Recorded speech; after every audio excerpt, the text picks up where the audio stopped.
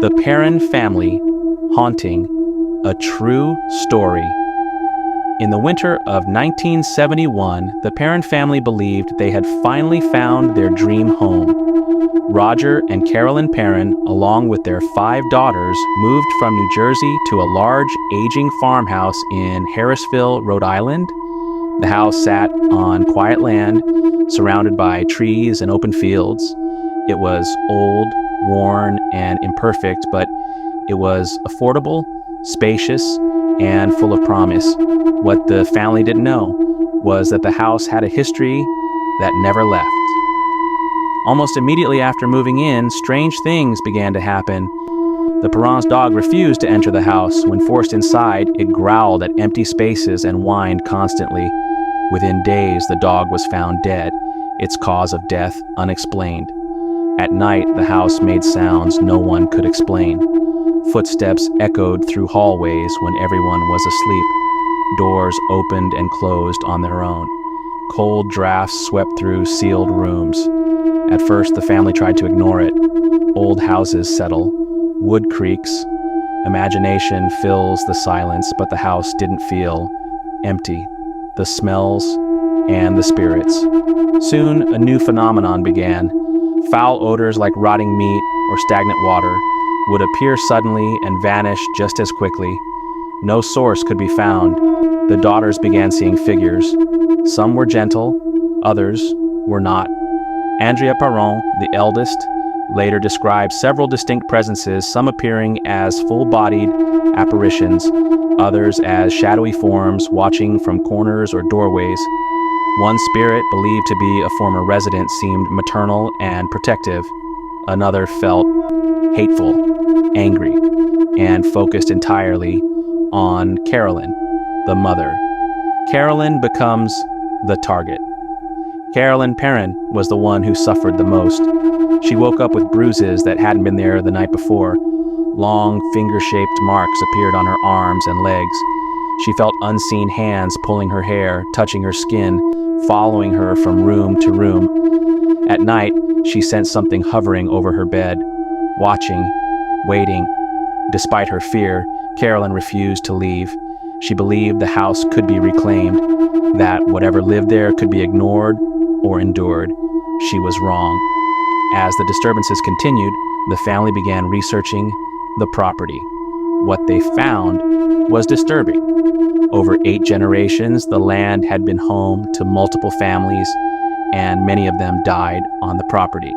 Some drowned in nearby water, some hanged themselves, others died suddenly, violently, or under unexplained circumstances. One name appeared repeatedly in local stories: Bathsheba Sherman. Bathsheba Sherman was a woman who lived on the land in the 1800s. According to legend, her infant child died under mysterious circumstances. Rumors spread that the baby had been sacrificed. Though no proof ever existed, Bathsheba became a figure of fear in local folklore. She eventually died, possibly by suicide. Whether the stories were true or not, one thing was clear to the Perrons. Whatever haunted the house identified itself as Bathsheba, and it hated mothers. The haunting intensified. Beds shook violently. Objects flew across rooms. The girls were pushed, slapped, and pulled by unseen forces. One daughter was thrown across a room. Another was followed relentlessly by a spirit she called the Old Man. But Carolyn endured the worst. During the day, she felt drained and watched. At night, she was attacked. The house seemed to grow stronger as fear grew.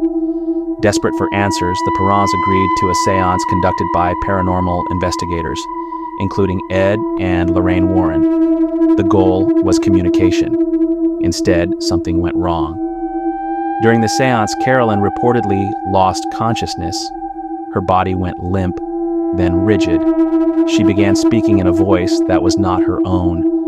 Witnesses said she was thrown backward, slamming into a table. When she came to, she remembered nothing. After this incident, the Warrens refused to continue. They believed the house was too dangerous. The Perron family was left alone. Years of living with the haunting. The most chilling part of the Perron story is not what happened, but how long it continued. The family lived in the house for nearly 10 years. There was no dramatic ending, no final cleansing, no moment where evil vanished. The hauntings ebbed and flowed. Some nights were quiet, others were unbearable. The family learned which rooms to avoid, which spirits were passive, which ones were cruel. Fear became routine. Eventually, one by one, the Perron children grew up and moved out. When the family finally left the farmhouse, it wasn't because the haunting stopped, it was because they could finally afford to leave. Even after moving away, the experiences stayed with them. Andrea Perron would later write extensively about what she believes happened, maintaining to this day that the events were real, consistent, and traumatic. The house still stands. Some owners report nothing unusual. Others report experiences similar to the Perrons. The truth remains unresolved. Was it folklore, psychological stress, something paranormal? The Perron family never claimed to have all the answers, only the memories. The Perron haunting is not a story of demons defeated. It is a story of a family that endured, of a house that never welcomed them, and of the quiet terror that comes not from one night of horror, but from living with fear every single day.